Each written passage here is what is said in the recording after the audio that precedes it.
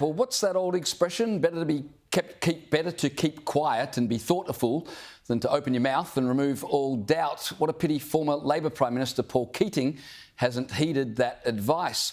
He's gone on the ABC and blasted Australia's relationship with the United States, accusing his own party of being a sellout. AUKUS is really about, in American terms, the military control of Australia. I mean, what's happened? I say this: the Albanese government, with and their policy, is likely to turn Australia into the 51st state of the United States.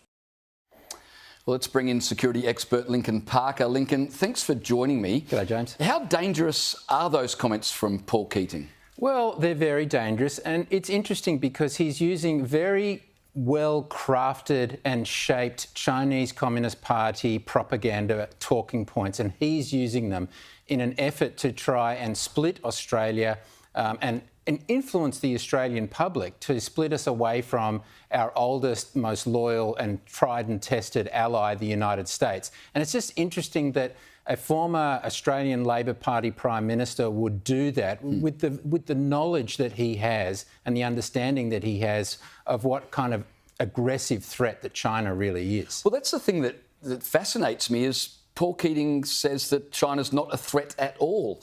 How does he possibly imagine that China is not a strategic threat?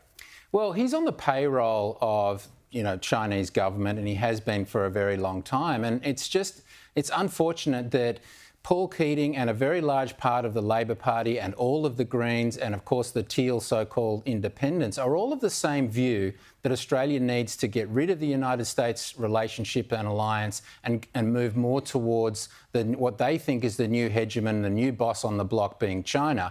And it's just not true, and it doesn't fit with Australian values. It doesn't fit with our freedoms that we hold dear, and it's not really healthy for us to be going down that route. So I'm not quite sure why he's doing it, other than financial gain, or he has an ideology.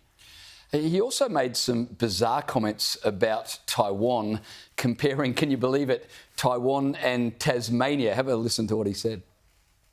Let me make the analogy. It would be like the Chinese saying to us, look, we think Tasmania has been forgotten and poorly treated for many years.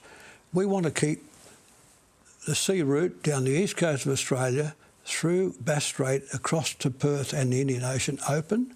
So we're going to put some frigates there, and we will economically support the Tasmanian people should they wish to secede from Australia.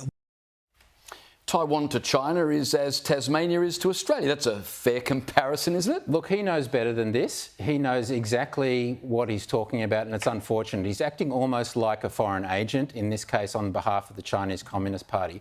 Because let's be clear to the public, the Australian public especially, that Taiwan has never, ever been a part of the People's Republic of China. It is a democracy. It is free and open and tolerant. It is not aggressive. And that really scares people like Paul Keating and also the Chinese Communist Party, because it is an example, not just to the rest of the world, but more importantly to the 1.4 billion Chinese that are under the boot of the communists to see, well, why can't we have what Taiwan has? They don't want to, they don't want this Chinese communism, and nor do we.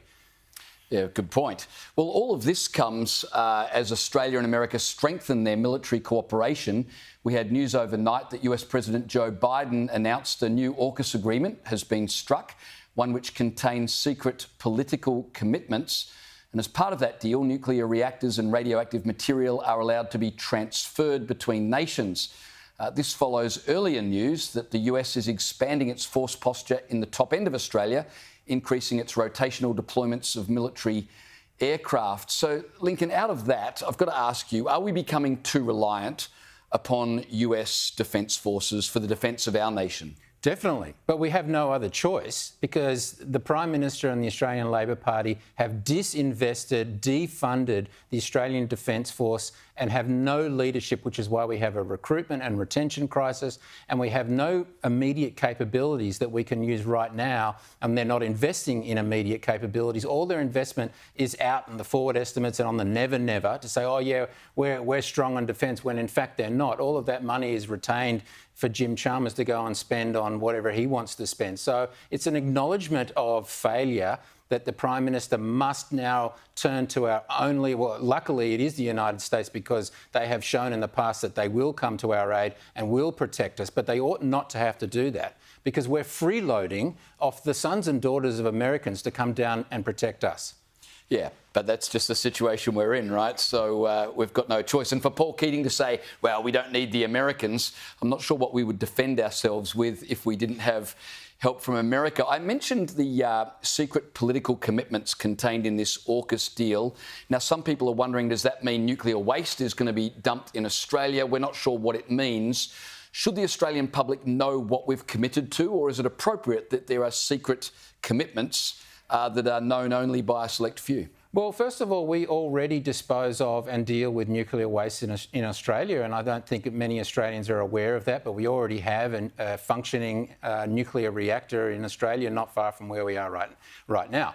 But yes, so I'm sure that there are some parts of the agreement that are classified, and they may be secret. And if that is the case, and I'm not sure that it is, but if that is the case, then indeed it'd be right for him not to mention those. But he didn't say that. Maybe he was just trying to dodge a question. Yeah, fair call. All right. Well, Lincoln, thanks so much for your time tonight. Really appreciate you coming in.